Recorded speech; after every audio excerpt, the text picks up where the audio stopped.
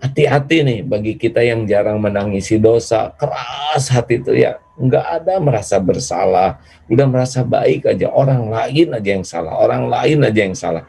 Itu teh bagian daripada petaka dalam hidup kita. Kalau kita hanya sibuk mikirin dosa orang, tidak pernah bisa memikirkan dosa sendiri. Tidak ada yang lebih pahit dari berharapnya hati kepada Allahumma aftah lana hikmataka ya Allah.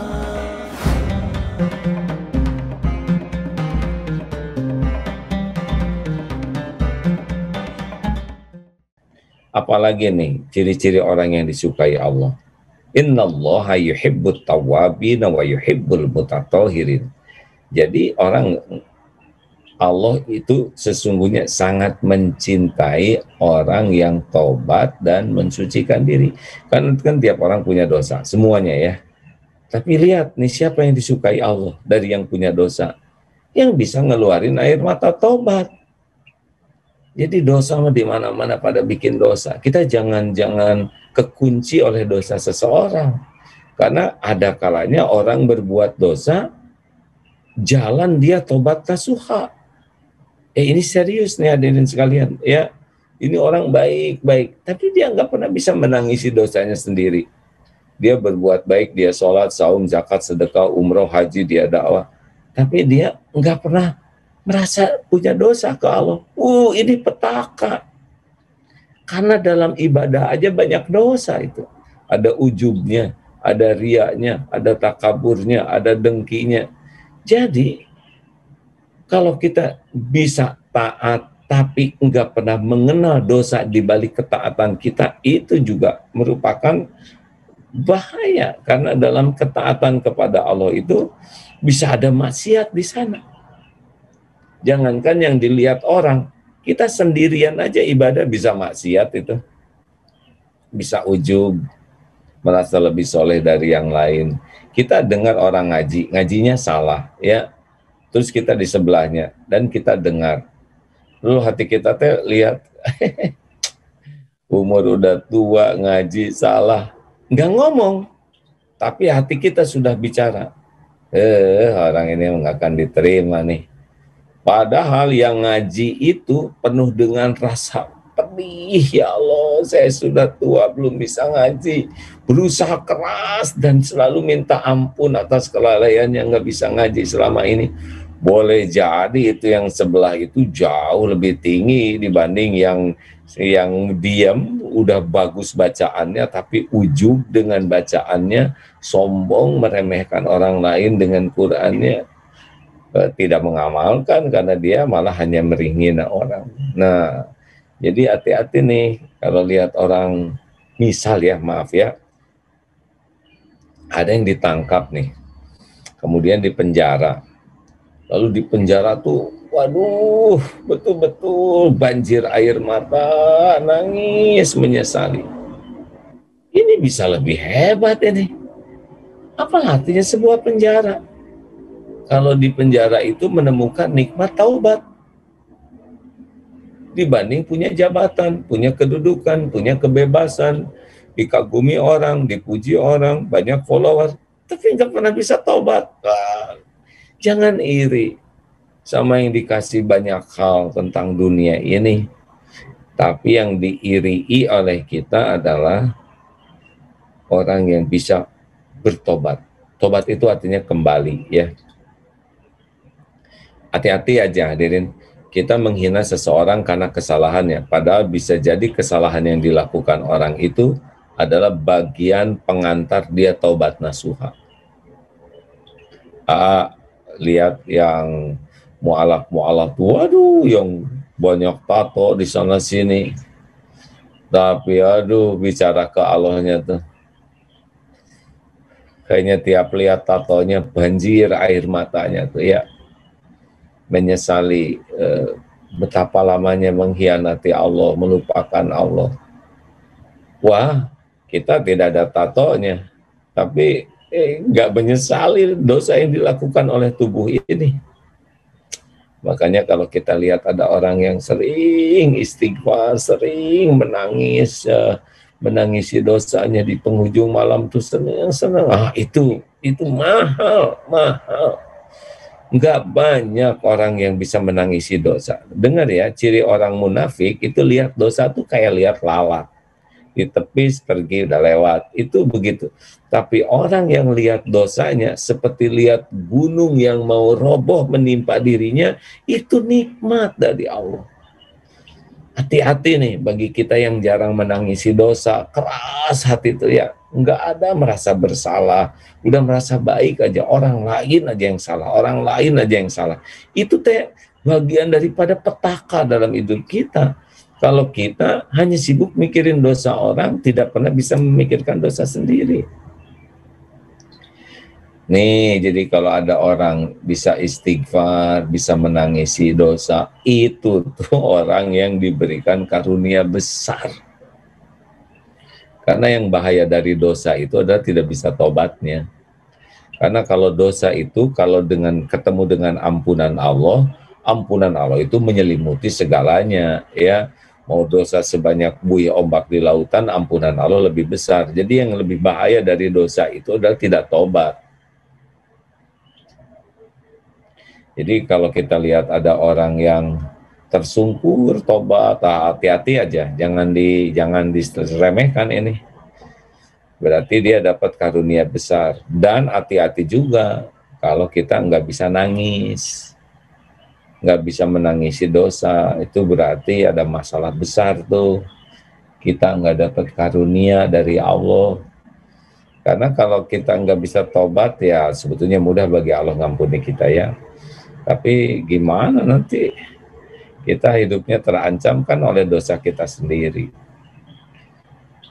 Ayo sekarang yang kedua, kalau kita lihat orang yang diberi karunia Allah tuh, jangan lihat casing dunianya dan jangan juga lihat hanya ketaatannya ya.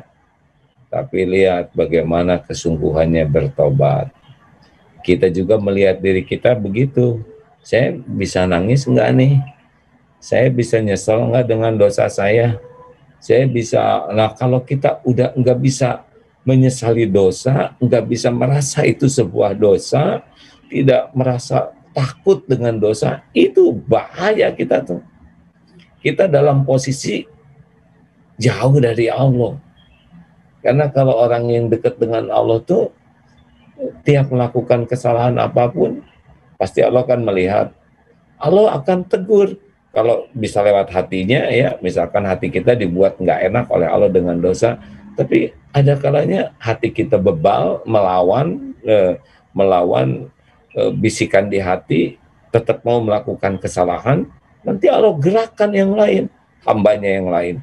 Siapa aja Allah gerakan ini, mungkin istri, suami, orang tua, anak, teman, tetapi sama itu merupakan cara Allah mengingatkan, itu dosa, itu salah. Ini nikmat. Udah nggak usah sibuk bela diri, sibuk tobat dan berterima kasih. Tuh, yang kedua. Innallaha yuhibbut tawwabin wa yuhibbul mutatahhirin. Yang tadi surat Al-Baqarah ayat 195 ya. Yang kedua, innallaha yuhibbut tawwabin, Al-Baqarah ayat 22 yang barusan. Innallaha yuhibbut tawwabin wa yuhibbul mutatahhirin. Banyak ya ayat-ayat, tetapi yang paling banyak disebut adalah innallaha yuhibbul muhsinin. Itu ranking tertingginya. Nanti ada innallaha yuhibbut tawwabin, ada innallaha yuhibbul mutawakkilin, ada beberapa hal lain. Tapi kali ini adalah yang penting. Nah, rekan-rekan sekalian, Allah Subhanahu wa taala memberikan nikmat tobat ini adalah nikmat yang sangat besar. Karena dengan tobat, insya Allah ancaman atas dosa kita oleh Allah dihilangkan. Dengan tobat, Allah akan memberikan ampunan, dan ini luar biasa. Ini penting sekali karena yang mengancam kita adalah dosa-dosa kita, ya. Yang ketiga, surat Innallaha yuhibbus sabirin, surat apa ya? Yang ketiga adalah ketika Allah memberikan kepada kita nikmatnya sabar. Jadi ujian semua dapat, bukan hanya orang Islam, orang-orang yang tidak punya iman juga, yang semuanya oleh Allah diberikan oleh berbagai kejadian yang tidak sesuai dengan keinginan dalam kehidupannya, ya. Wallahu yuhibbus sabirin, coba tolong carikan ya, wallahu yuhibbus sabirin, ayat 146. Tapi begini, dan Allah mencintai orang yang bersabar. Jadi ada kalanya orang diberikan ujian saja, tapi ada juga orang yang diberikan ujian dan diberikan sabar. Jadi kalau ada orang sabar, itu adalah orang yang diberi karunia besar oleh Allah. Sabar dalam apa? Sabar dalam taat. Sabar sekali dalam ketaatan tuh. Sabar dalam menjauhi maksiat, dia jaga pandangan, dia jaga pendengaran, dia jaga lisan. Itu karunia tuh. Dan dia sabar juga ketika menghadapi musibah. Jadi ketika berbagai cobaan dia bisa menahan diri. Dari komplain kepada Allah, dari ngerasuloh, dari perkataan-perkataan buruk. Nah, dia tahu bahwa ini adalah udah episodenya, harus disadari. Jadi ada orang yang diuji, ada orang yang diuji dikasih sabar. Nah, ini dia yang harus kita iri. Jadi kalau orang-orang diberikan nikmat sabar, Masya Allah. Kalau tentang takwa, innallaha yuhibbul muttaqin. Surat Ali Imran 76. Nah, jadi kalau kita lihat, misalkan beberapa orang gitu ya, teman-teman, lihat siapa nih yang diberi karunia oleh Allah di kantor, lihat yang diberikan ketakwaan. Innallaha yuhibbul muttawakkilin, yaitu siapa yang tawakal. Ya, Ali Imran 159 ya. Innallaha yuhibbul muttawakkilin. Jadi lihat ada orang tuh yakin ke Allah tuh. Saya yakin Allah memberikan yang terbaik. Allah, dia akan ikhtiar, tetapi dia yakin bahwa rezekinya, kedudukannya, kekuasaan, semuanya dalam genggaman Allah. Dia yakin, dia bertawakal kepada Allah, dia yakin sekali bahwa Allah menyaksikan, mengurus, menguasai, menentukan segala-galanya, tidak pernah mengecewakan. Oh, itu adalah orang pilihan tuh. Kalau orang dikasih dunia, kemudian dia bersandar kepada dunia, itu gak ada apa-apanya. Tapi dia dikasih dunia, tapi dia bersandar kepada pemilik dunia, Allah Subhanahu wa Ta'ala. Jadi, innallaha yuhibbul mutawakkilin. Ali Imran 159 ya. Dan yang terakhir ada lagi, adil. Innallaha yuhibbul muqsitin. Jadi kalau ada orang bisa adil, berbuat baik, itu ya adil. Ini surat Al-Maidah ayat 42.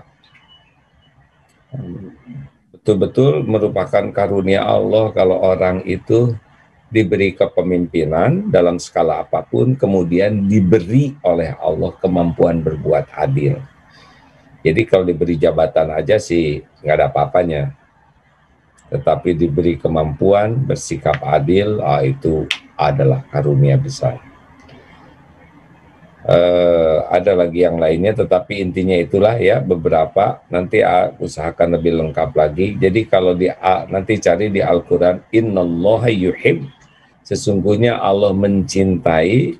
Nah, berarti itu ciri orang yang dicintai Allah. Dan ini tidak ada kaitannya dengan dunia, semuanya tuh kaitannya adalah dengan ketauhidan dan amal solehnya. Inilah orang yang harus kita iri.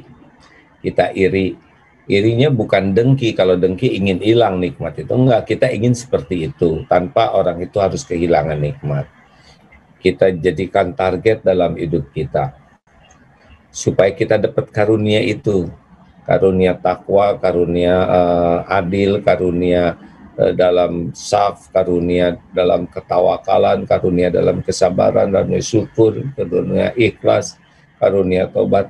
Kita cari, kita kejar, kita mohon kepada Allah supaya kita memiliki, karena itulah orang yang dicintai Allah. Kalau Allah mencintai kita, Masya Allah, kita akan dapat yang terbaik. Dan kalau kita ingin tahu siapa orang-orang yang terbaik, ya itulah orang yang Allah cintai. Kita nggak usah kagum dengan casing dunianya, tetapi karunia terbesar itu adalah ayat-ayat yang tadi. Kalau orang dikasih itu, dia dikasih cinta. Itu rekan-rekan, kita harus pakai standar yang lebih pas dalam hidup ini supaya kita tidak salah dalam menggunakan waktu kita, potensi kita, mau nyari apa dalam hidup ini. Karena semuanya milik Allah, semuanya dalam kekuasaan Allah, semuanya Allah yang menentukan. Nah, kita cari saja apa yang paling Allah sukai. Nanti Allah ngasih ke kita sesukanya. Bagi kita mah yang penting bukan apa yang terbaik menurut kita. Yang terpenting adalah apa yang terbaik menurut Allah Subhanahu wa Ta'ala.